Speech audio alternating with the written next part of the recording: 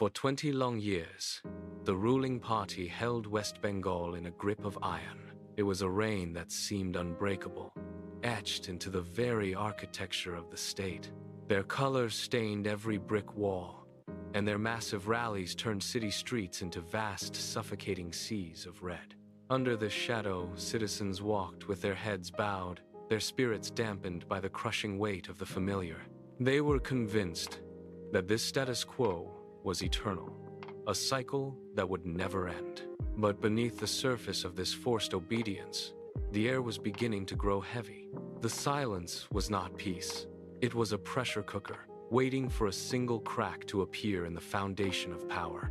Then, the silence finally broke. It didn't start with a bang, but in the humid corners of village tea stalls and the packed aisles of local trains, people leaned in close, their voices barely audible above the roar of the engines, repeating a new mantra. This time, something feels different. While the official opposition remained a fractured ghost, a new figure emerged from the mist of North Bengal. He moved like a shadow, avoiding the blinding spotlight and the hungry cameras. He bypassed the grand stages, opting instead for dim rooms in rural homes and the quiet corners of college libraries.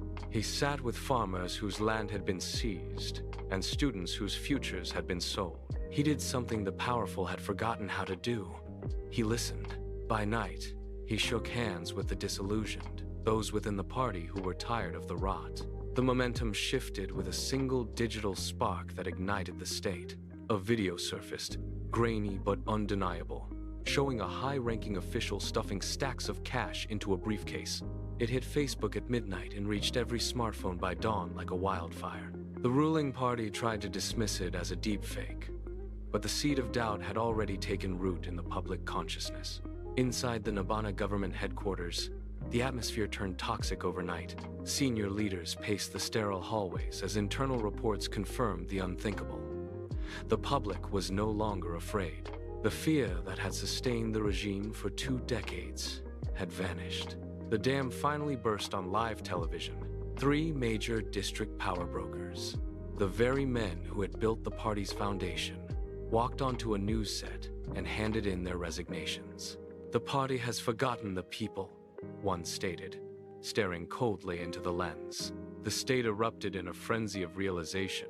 As the news anchors shouted over one another and social media feeds transformed into digital battlegrounds, the world began to watch. In a high-security room far away in Delhi, the opposition high command watched the chaos unfold on a wall of monitors.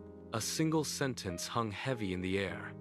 "West Bengal is finally opening." It felt like the end of an era, a political earthquake that was reshaping the map of the nation.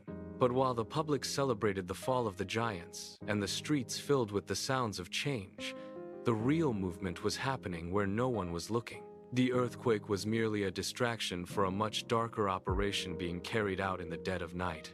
At exactly 2:13 a.m., the lights flickered in a restricted government office in Kolkata. A heavy safe stood open, its contents emptied of their secrets. A confidential file, detailing decades of systemic graft and the names of the truly powerful, was gone. By sunrise, the lead investigator assigned to the case had vanished into thin air. His phone was dead. His car sat untouched in his driveway. Every CCTV camera along his route home had been professionally wiped clean, leaving only digital static. He was gone, and with him, the only evidence that could bring the entire structure down. The public thought the battle was won, but they were wrong. The game had not just started. It had simply retreated into the shadows, where the real power always resides.